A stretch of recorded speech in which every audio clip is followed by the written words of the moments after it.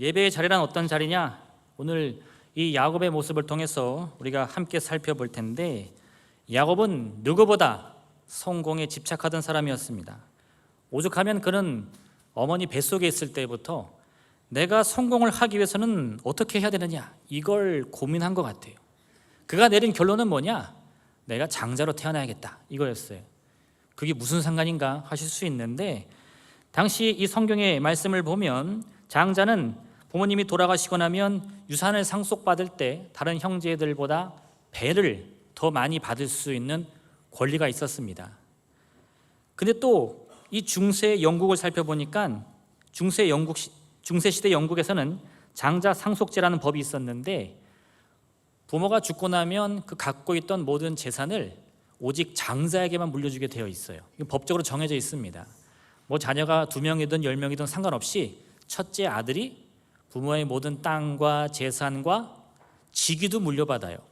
그러니까 만약 공작이 죽으면 그 큰 아들은 공작입니다. 근데 둘째 아들은 직위가 없어요. 평민입니다. 그러니까 영국에서는 어떤 일이 벌어졌느냐? 이 둘째, 셋째들은 태어나면서부터 내가 어떻게 살아야 될까? 그걸 계속 고민하는 거예요. 어렸을 때부터. 그러니까 이 귀족인 아버지 밑에 있을 때 어떻게 해서는 그 권세를 이용해서 성공하지 않으면 살아남을 수가 없었답니다. 그러니 이 중세 시대에도 그랬을 정도인데, 이 뭐 고대 시대 말할 것도 없죠. 장자의 권세가 단순히 유산 2배만이 아닙니다. 그건 하나의 상징이에요. 그가 갖고 있는 권세는 아주 막강했다는 거죠. 야곱이 그걸 원했어요. 근데 안타깝게도 어떻게 됐습니까? 태어나 보니까 동생으로 태어났죠. 그때부터 이 야곱이 머리를 쓰는 거예요. 내가 비록 태어나기는 동생으로 태어났지만 이제 어떻게 해서든 수단과 방법을 가리지 말고 그 장자권을 빼앗아야겠다. 가만 보니까 형이 이 사냥을 좋아하는데 사냥하고 나면 항상 이 배가 고파합니다. 근데 또 어찌나 식탐이 많은지 먹을 거라면 물불 안 가리는 거예요. 때를 기다렸다가 맛있는 음식을 하고 있어서 이 냄새를 풍겨가지고 그거 나 좀 다오. 그랬더니 어떻게 해요? 그럼 그 장자권 나 줘. 그래도 가져라 하고 얻는 거예요. 또 아버지가 눈이 어두워서 앞을 잘 못 보는 걸 알고 자기가 마치 털이 많은 형처럼 위장을 해서 제가 애섭니다 해가지고 형이 받아야 할 이 장자의 축복 기도를 가로채기도 했습니다. 그렇게 야곱은 자기가 생각한 대로 이 세상의 권세를 의지하며 척척 성공 가도를 달릴 줄 알았는데 어떻게 됐습니까? 결국 그 결과로 형의 분노 때문에 집에서 살지도 못하고 도망치듯 떠나가는 거죠. 오늘 본문이 그 배경인 거예요. 야곱이 지금 브에세바에서 하란으로 가는데 왜 그럽니까? 형이 자기를 죽이겠다고 그랬어요. 너 두고 봐라. 아버지 연로하셔서 곧 장례 치를 텐데 장례 끝나면 그 다음에 네 재산날이다. 이렇게 말하는 거예요. 그 엄마가 그 얘기를 듣고, 야, 이거 내가 2 아들을 하루아침에 이렇게 생겼구나. 동생을 몰래 불러서 너 빨리 도망가라. 형의 마음이 가라앉을 때까지 잠시만 가라. 그 잠시가 몇 년이었어요? 20년 걸렸어요. 그렇게 야곱이 하란으로 가는데 그가 살던 브에세바에서 외삼촌 라반이 있는 하란까지는 800km입니다. 제가 지도 좀 찾아보니까 서울에서 부산까지 400km더라고요. 요즘엔 자동차로 4시간 걸린대요. 그럼 800km면 어떻게 되죠? 왕복거리, 그죠? 네. 사람이 시속이 15에서 20km 정도 되는데 걸어가면 한 달은 넘게 걸립니다. 지금 그 길 가는 거예요. 네.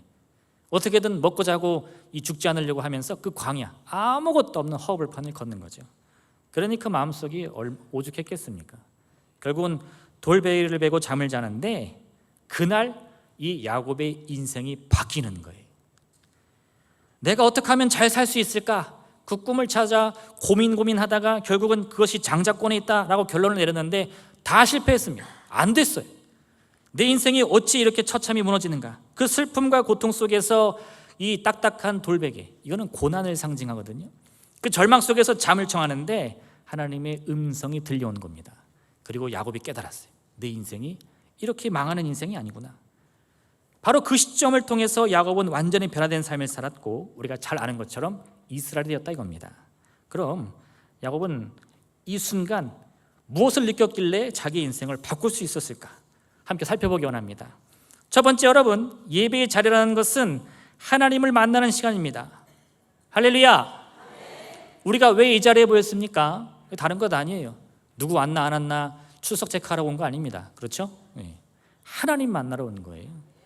누가 왔든 안 왔든, 내가 지금까지 어떤 삶을 살았든 그거 뒤돌아볼 여유 없습니다. 하나님 만나주세요. 나 이 자리에 왔으니까 나 좀 만나주세요. 그 간절함을 가지고 온 거예요. 근데 또 이 말을 오해하시면 안 되는 게, 그럼 하나님은 평소에는 우리와 함께 하지 않다가 이 예배 시간만 되면 어이구 시간 됐구나 만나러 가야겠다 이렇게 하시냐는 거예요. 아닙니다. 하나님을 만난다는 것은 하나님은 언제나 우리와 함께 하시는데 우리가 그걸 몰라요. 우리가 평소 나의 삶을 살다 보면 너무 바쁘고 정신이 없어서 하나님이 함께 하신다는 사실도 잊고 살아간다는 겁니다. 기도를 하면 어떻죠? 하나님이 멀리 느껴집니다. 응답은 더디 옵니다. 왜 그럴까요? 아우 하나님 너무하시네. 하나님이 너무한 게 아니라 우리가 함께 하시는 하나님을 잘 모르는 거예요. 그래서 이렇게 예배 자리에 함께 오고 함께 찬송을 부르고 기도를 하고 말씀을 듣다 보면 어떤 생각이 들죠? 아, 내가 잘못 알았구나. 나는 하나님이 멀리 계신 줄 알았는데 사실은 하나님이 가까이 계셨구나. 그걸 깨닫고 돌아가는 거예요. 그렇게 우리는 늘 함께 하시는 하나님을 내가 마음의 문을 열고 믿음의 눈을 떠서 바라보고 만나고 돌아가는 겁니다. 그게 예배의 자리예요. 야곱이 하나님을 몰랐습니까? 잘 알았을 거예요. 그의 아버지 이삭이 어떤 사람입니까? 그는 아브라함 밑에서 성장하면서 안 되는 일이 없었어요. 씨앗을 심으면 100배의 축복을 얻고 땅을 파면 무조건 물이 솟는 그런 축복의 사람이었습니다. 그러니 그 이삭이 간증거리가 얼마나 많았겠어요. 야, 너는 우리 아버지 아브라함의 하나님을 기억해야 된다. 또 내가 믿는 이삭의 하나님을 기억하라. 야곱에게 백날 얘기하는데 야곱의 머릿속에는 뭐만 가득 차 있죠? 장자권. 내가 형이었어야 되는데, 내가 어떻게든 저걸 뺏어야 되는데 이 귀로 안 들어오는 거예요. 그 우리 아이들 키울 때 어떻습니까? 공부 열심히 해라, 착하게 살아라, 열심히 살아라 그러면 네, 저만 믿으세요 하는 자식이 있어요. 엄마 맨날 그 소리야. 나도 다 알아. 그죠? 다 알든가요? 눈꼽만큼도 몰라. 귀로는 듣지만 전혀 모르는 겁니다. 야곱도 그랬어요. 야곱도 아버지로부터 하나님의 이야기는 무수히 들었겠지만 마음으로는 하나님을 몰랐던 겁니다. 그러니 그 마음속에는 나는 의지할 것이 없다, 가진 것도 없다, 능력도 없다. 어떻게 해야 되느냐? 나는 권세가 필요해, 나는 기반이 필요해, 나는 물질이 필요해, 이렇게 생각을 하며 오직 내 성공가들을 위해서 남도 속이고 거짓말도 하고 남의 것도 빼앗고 이렇게 살았던 거예요. 그런데 그가 모든 것을 다 실패하고 그 방법이 하나도 맞아떨어지는 게 없습니다. 아무리 남의 것을 빼앗고 장자의 권세를 얻었다 한들 그 인생이 복을 받지 못하는 거예요. 나는 정말 망했구나, 나는 정말 끝났구나, 그 절망에 빠져 있는데 하나님이 그를 찾아오신 거죠. 내가 너와 함께한다. 그 하늘의 문을 열고 내려온 사닥다리는 이미 야곱과 함께하는 하나님의 은혜였던 거예요. 그걸 보지 못했을 때는 저는 아무것도 가진 게 없습니다, 절망 속에 살아갔지만 그걸 눈으로 확인하고 나서야 하나님이 나와 함께 하시는구나, 그렇게 하나님을 만나게 되었다는 거죠. 오늘 우리는 이 예배를 통해서 늘 우리와 함께 하시지만 우리가 보지 못하고 우리가 느끼지 못했던 하나님의 손길을 반드시 마음 깊이 깨달아야 할 줄로 믿습니다. 그 은혜를 우리가 온전한 믿음의 눈을 들어서 바라봐야 할 줄로 믿습니다. 욥은 이런 고백을 했는데, 내가 앞으로 가도 그가 아니 계시고 그가 뒤로 가도 보이지 아니하며 그가 왼쪽으로 일하시나 내가 만날 수 없고 그가 오른쪽으로 돌이키시나 배울 수 없구나. 그러나 내가 가는 길을 그가 아시나니 그가 나를 단련하신 후에는 내가 순금같이 되어 나오리라. 처음에 욥이 고난당했을 때는 이게 아무리 생각해도 말이 안 됐어요. 하나님, 내가 언제 죄를 지은 적이 있습니까? 죄를 지었다 한들 늘 언제나 주 앞에 회개하며 번제를 드리던 난데 왜 내 인생을 이렇게 고통과 괴로움에 내버려 둡니까? 친구들이 와서 그 네 죄 때문이야, 네가 모를 뿐이야. 아무리 들어도 위로도 되지 않고 오히려 더 깊은 절망만 찾아옵니다. 근데 그가 결국 깨달은 것은 무엇이냐? 꼭 내가 눈으로 보고 귀로 들어야 하나님이 응답하시는 게 아니라는 거예요. 내가 고난 중에 있지만, 문제와 고통 속에 슬픔의 눈물을 흘리지만 그러한 순간에도 나를 위해 일하시며 나를 단련하여 순금으로 만드신 하나님의 역사는 계속되고 있다는 겁니다. 어떻게 알았어요? 하나님을 만나고 나니까. 마태복음 6장 6절은 이같이 말씀하고 있습니다. 너는 기도할 때에 내 골방에 들어가 문을 닫고 은밀한 중에 계신 내 아버지께 기도하라. 은밀한 중에 보시는 내 아버지께서 갚으시리라. 세상 그 누구에게도 고백 못한 제목이 있습니다. 이걸 내가 말해야 되나 말아야 되나, 정말 내가 너무 부끄럽고 괴롭고 힘들어서 내 가족에게도 말을 못하는 제목들이 있는 거예요. 그래서 은밀한 골방에 들어가서 소리 소문 없이 기도를 합니다. 주여, 주여. 그럼 응답이 됩니까? 된다는 거예요. 세상 누구도 알지 못하는 우리의 그 세밀한 음성 가운데 주께서 들으시고 응답하신다는 겁니다. 근데 어떻게 응답하시느냐? 너무 은밀한 가운데 하시니까 나도 몰라요. 언제 하나님이 응답해 주시는지, 언제 내 인생이 바뀌는지 나도 잘 몰라요. 그런데 내 삶을 뒤돌아보니까 이야, 하나님이 그때 나를 건져주셨구나, 내 기도에 응답해 주셨구나 깨닫게 되더라는 겁니다. 우리 눈에 보이는 것이 다가 아니에요. 보이지 않고 들리지 않는 상황에서도 하나님은 여전히 우리를 위해 일하고 계십니다. 그럼 그걸 언제 느껴요? 이 예배의 자리에서. 지금 내 마음이 울리는 그 감동의 소리들, 지금 내 마음속에서 꿈틀대는 그 소망의 이 생각들은 하나님이 지금 나를 만나주고 있다는 증거인 거예요. 이야, 내 인생이 아무 의지할 것 없는 인생인 줄 알았더니 나도 뭔가 꿈을 꾸며 성공을 향해, 기쁨을 향해, 평안을 향해 나아갈 수 있는 삶이구나, 그 고백을 하게 된다는 겁니다. 야곱은 장자권이 아니면 아무것도 할 수 없다고 생각했습니다. 근데 오히려 장자권을 얻어도 아무것도 할 수 없는 인생이 되고 말았어요. 그럼 그의 인생은 어떻게 다시 일어설 수 있습니까? 너무 간단해요. 하나님을 만나면 되는 것이었어요. 장자이기 때문에, 동생이기 때문에, 금수저 흙수저 이거랑 상관없이 하나님을 만났냐, 하나님을 만나지 못했냐, 그 차이였다는 겁니다. 한 사람 한 사람 함께 하시며 그 삶을 어루만지시고 위로의 소리를 들려주시고 축복의 메시지를 보내주시지만, 깨닫는 사람은 그 삶에 따라서 인생이 바뀌는 거고, 깨닫지 못하는 사람은 그 많은 은혜와 축복 속에서도 인생이 바뀌지 않더라. 그게 중요하다는 거예요. 그래서 우리가 이 예배 자리를 통해 항상 마음의 문을 열고 나를 도우시는 하나님, 내 기도에 응답하시는 하나님을 간절히 부르짖고 있는 겁니다. 여러분, 예배의 자리라는 것은 하나님을 어떤 지식이나 철학으로 이해하는 게 아니에요. 하나님은 이런 분이다, 지식적으로 철학적으로 생각해봐라. 아니요, 여러분, 배우는 시간 아닙니다. 만나는 시간인 것이에요. 지금도 나와 함께 하셔서 내 마음을 어루만지시고 내 생각을 주장하시는 하나님을 온몸으로 느껴야 됩니다. 그게 우리 예배의 가장 큰 감동인 것을 꼭 기억하시길 바랍니다. 성경은 하나님을 알지 못하는 것이 그 무엇보다 가장 큰 위험이라고 말하고 있어요. 내 백성이 지식이 없으므로 망하는도다. 내가 지식을 버렸으니 나도 너를 버려 내 제사장이 되지 못하게 할 것이요, 내가 내 하나님의 율법을 잊었으니 나도 내 자녀들을 잊어버리리라. 이스라엘이 왜 고난과 문제에 처하게 되었습니까? 그들이 범죄했기 때문이에요. 왜 범죄했습니까? 하나님을 알지 못했기 때문이라는 겁니다. 하나님을 알지 못하니 거짓말을 하고 남의 것을 빼앗으면서도 그게 죄인 줄을 몰라요. 그저 그것을 통해 얻은 유익과 자기의 성공에 만취하여 살아가는 것뿐입니다. 그런데 하나님을 아는 지식이 있을 때는 어떻게 되느냐? 하나님을 아는 지식을 통해서 내 삶의 꿈을 세우고 방향을 잡고 내가 앞으로 어떤 삶을 살아가야 할지의 그 마음의 계획을 통해서 죄악으로 빠지지 않는다는 거죠. 좌우로 치우치지 않는다는 거예요. 그래서 우리가 하나님을 만나야 돼요. 하나님이 어떤 분인지를 알아야 돼요. 성경은 우리에게 성령 하나님을 파라클레토스라고 말씀하고 있습니다. 우리가 지금 성령 하나님 부르는데 그 원 단어, 이 헬라어 단어를 보면 파라클레토스라고 써 있어요. 근데 그 단어의 본래 의미는 돕는 자라는 뜻을 담고 있습니다. 무슨 뜻이죠? 하나님이 우리에게 성령님을 보내신다고 하셨는데 그 성령 하나님의 근본적인 이 역할은 우리를 도우시는 분이라는 거예요.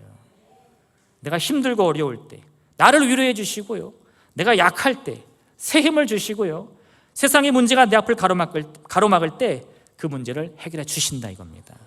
아, 우리 하나님이 그런 분이구나, 나를 돕는 분이구나, 나와 함께 하시는 분이구나, 이 귀한 깨달음을 얻고 돌아가실 부탁드립니다. 두 번째, 여러분, 예배의 자리는 나를 발견하는 시간입니다. 우리가 예배를 통해서 하나님을 어떤 분인지를 알게 되면 그 하나님과 함께하는 나를 통해서 진짜 내가 누구인지를 알게 되는 거예요. 아유, 내가 누구인지 모르는 사람이 세상에 어디 있습니까? 생각보다 엄청 많아요. 할렐루야, 할렐루야. 요즘 우리 딸이 중3이 돼가지고 맨날 물어봐. 아빠, 나 이뻐? 왜 물어봐요? 모르겠는 거야, 내가 이쁜지 못생겼는지. 그 확신이 꽉 있으면 그거 물어보겠습니까? 나는 세상에서 제일 이쁘다, 그런 사람들은 안 물어봐요. 예. 누가 이쁘다 그러면 아이 뭐 내가 이쁘긴 뭐. 예.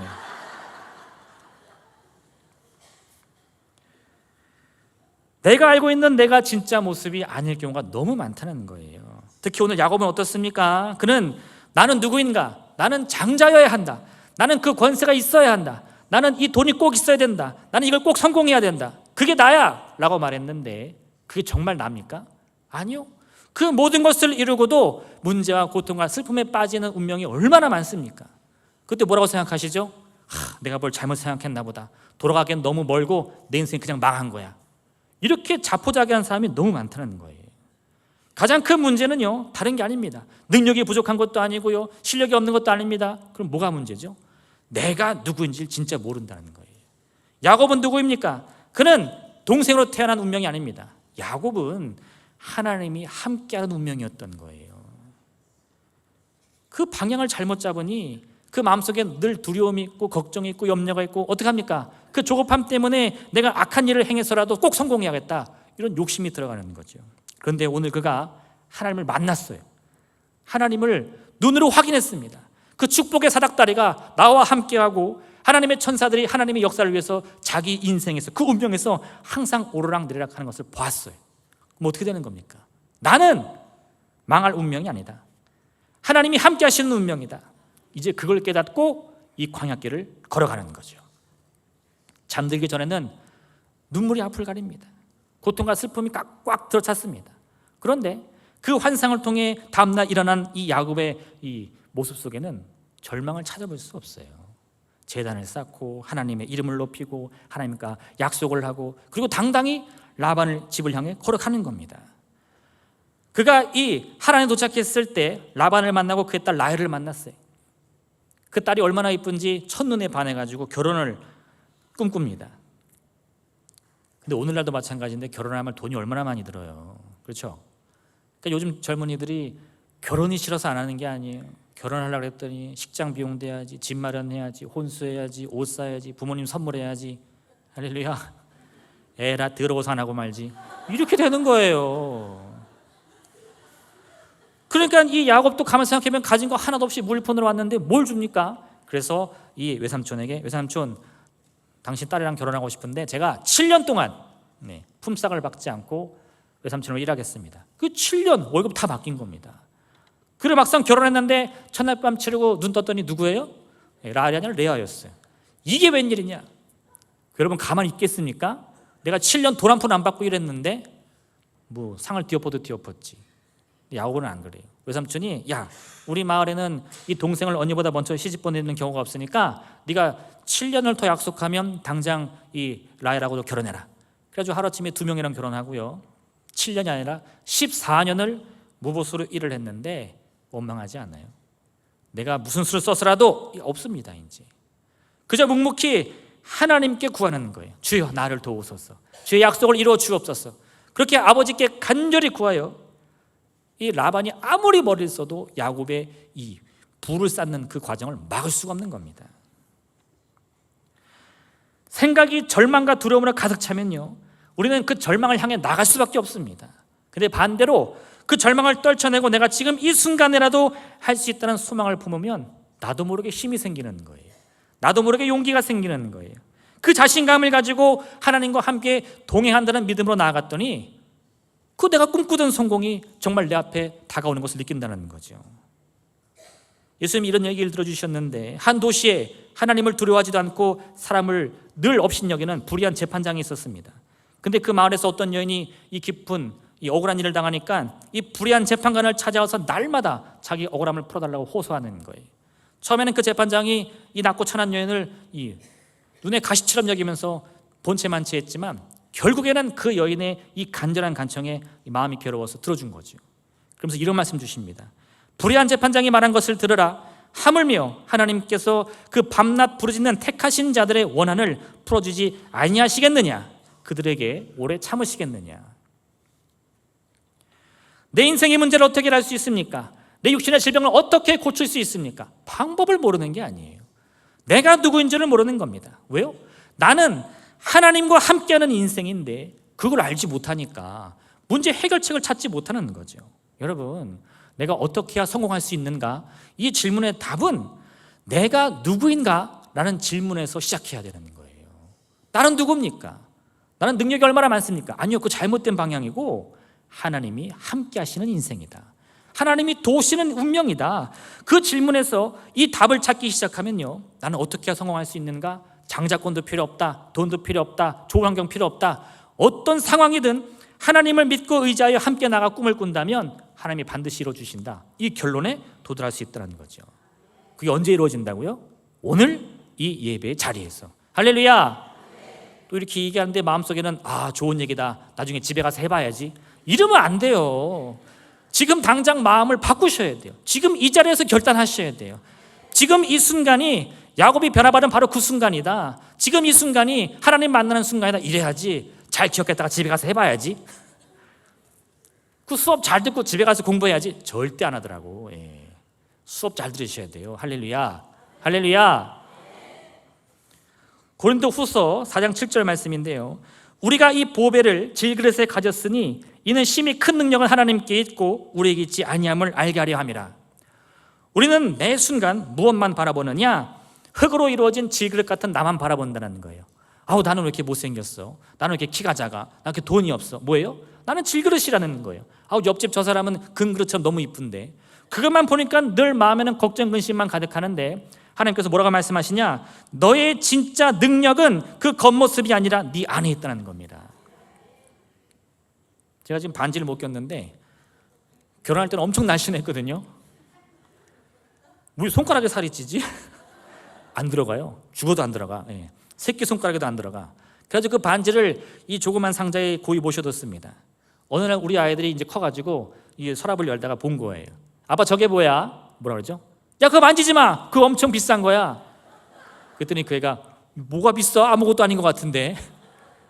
뭐가 비싸요? 상자가 비싼 게 아니에요. 그 안에 들어있는 반지가 비싼 거지. 지금 우리는 항상 그 상자만 바라보면서 이건 뭐 얼마 나가지도 않겠네. 그러면 어때요? 마음이 절망할 수밖에 없는 거죠. 그 안을 들여다보라는 거예요. 지금 내 안에 뭐가 있는지를 보라는 거예요. 하나님께서 우리 모두에게 한 사람도 빠짐없이 그 생명을 다 불어 넣으셨기 때문에 우리는 다 보배함입니다. 지금 그걸 깨달으라는 거예요. 이 자리에서 우리가 오늘 예배를 통해 그러한 믿음을 품게 된다면요, 우리의 인생은 반드시 바뀌게 될 줄로 믿습니다. 마지막 세 번째, 그래서 여러분, 이 예배를 통해 우리는 다 소망을 품어야 합니다. 제가 어렸을 때부터 기차를 엄청 좋아했대요. 저는 기억도 안 나는데 제가 가끔 집에서 놀다 보면 엄마 나가서 놀다 올게 하고 사라지는 경우가 있답니다. 그래서 저희 부모님이 난리가 나가지고 얘가 어디 갔나 찾아보면 꼭 그 열차 지나가는데 앉아가지고 기찻길 옆에 가지고 치치포복 치치포복 치치포복 지나갈 때마다 전철 지나가면 뿌 뭐 지금이야 그러면 와가지고 너 엄마 없니? 물어보겠지만 그때는 그런 것도 없었어요. 옛날에는 뭐 애가 돌아다니든 말든 아무도 신경 안 썼습니다. 그래가지고 찾았던 얘기를 해주는데 내가 기차를 그렇게 좋아했나? 근데 정말 그 거대한 이 기계 덩어리를 보면 뭔가 마음이 쿵쾅쿵쾅 하기는 해요.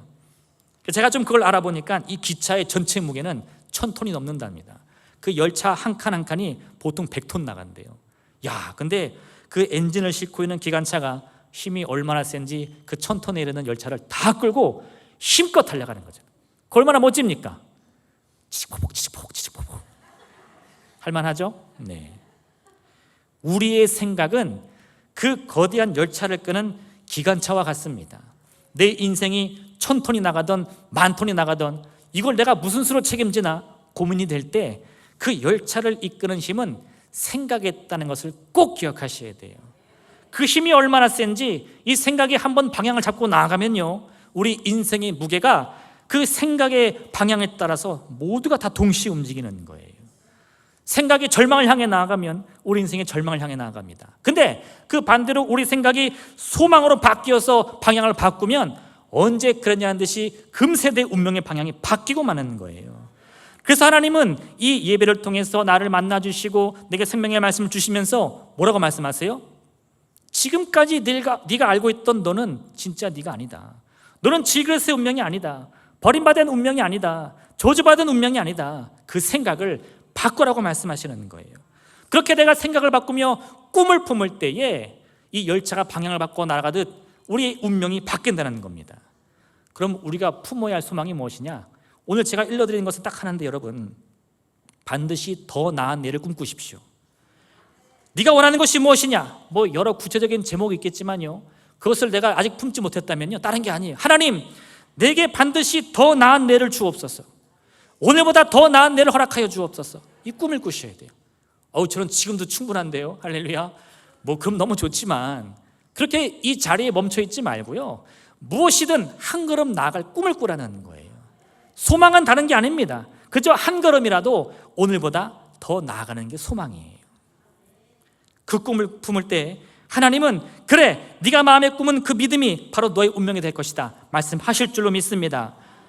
하나님이 아브라함을 부르셨는데 이런 말씀 주셨어요. 너를 축복하는 자에게는 내가 복을 내리고 너를 저주하는 자에게는 내가 저주하리니 땅의 모든 족속이 너로 말미암아 복을 얻을 것이라.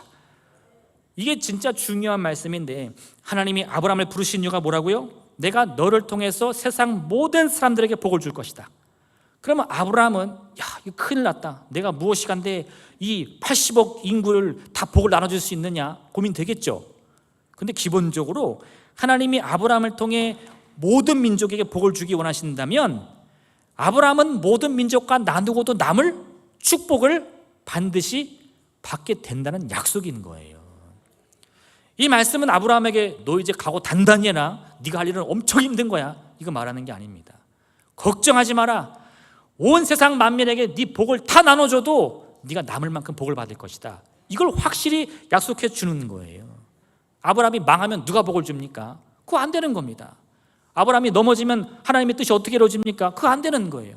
그러니 그 아브라함이 마음이 어리석고 교만해도 하나님이 그를 쳐서라도 다시 일으켜서 너는 복 받을 사람이야, 너는 복을 나눠줄 사람이야, 이걸 계속 반복해 주시는 거죠.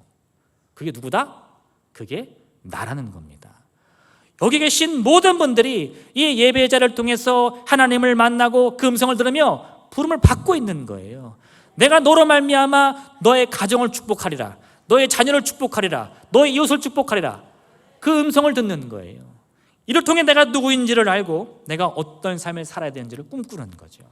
그리고 우리는요, 누구라도 더 나은 내일을 반드시 꿈꿀 수 있습니다. 저 아무 가진 것이 없는데요, 저는 자격이 없는데요, 그거 물어보는 거 아니에요. 오늘 야곱에게 뭐라고 말씀하십니까? 내가 너와 함께 하겠다. 나중에 야곱이 이름을 뭐라고 바꾸죠? 이스라엘. 야곱은 속이는 자입니다. 그는 속여야 성공한다고 생각했어요. 인생 사는데 때로는 거짓말도 하고 때로는 그렇게 살아야지, 정직하게 살아서 어떻게 성공해? 남들 다 달려가는데. 할렐루야. 네. 아니죠. 그 인생으로 실패했어요. 그 인생으로 넘어졌어요. 이거 아니구나, 아무리 내가 속임수를 써도 내 인생 감당할 수 없구나. 그럼 나는 어떻게 하느냐? 이렇게도 안 되고 저렇게도 안 되는데 어떻게 하느냐? 하나님이 어떻게 하라고요? 이제 너를 야곱이라 하지 말고 이스라엘이라 하라. 뭐예요? 세상 누구와 싸워도 결코 지지 않는 인생이다, 이거예요. 왜요? 빌립보서 4장 13절 말씀입니다. 내게 능력 주시는 자 안에서 내가 모든 것을 할 수 있느니라. 생각이 완전히 바뀌는 거예요. 나는 할 수 있습니다. 장자권만 있으면 할 수 있습니다. 권세만 있으면 할 수 있습니다. 돈만 있으면 할 수 있습니다. 그렇게 살았는데 안 됐는데 생각이 바뀌었어요. 어떻게? 나는 할 수 있습니다. 왜요? 능력 주시는 자가 있으니까. 이게 오늘 여러분의 삶이 되어야 할 줄로 믿습니다. 나는 더 이상 야곱이 아니다, 나는 이스라엘이다. 나는 더 이상 속이는 자가 아니다. 나는 더 이상 홀로 있는 인생이 아니다. 하나님이 함께하는 인생, 세상과 싸워 이기는 인생, 그것이 바로 나의 운명이다.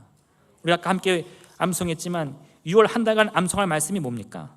무릇 하나님께로부터 난 자마다 세상을 이기느니라. 세상을 이길 방법이 뭐라고요? 하나님이 함께하는 인생을 깨닫는 거예요. 하나님이 누군지를 알고 내가 어디로 와서 어디로 가는 운명인지를 깨닫기만 하면 우리는 언제든 세상을 이길 수 있다, 이겁니다.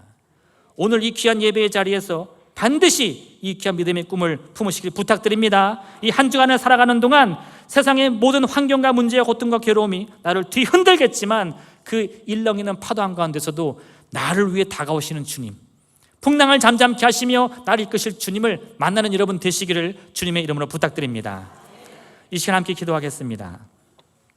오늘 말씀을 기억하시면서 하나님, 우리가 이 예배를 통해 반드시 하나님을 만나게 허락하여 주옵소서. 하나님과의 만남을 통해 내가 누구이며 어떤 운명인지를 온전히 깨닫게 도와주시옵소서. 이 귀한 생각의 변화를 통해서 오직 우리 마음 가운데는 소망이, 은혜가, 축복이, 생명이 넘칠 수 있도록 허락하여 주옵소서. 주님의 이른 생명을 간절히 기도하겠습니다. 주여.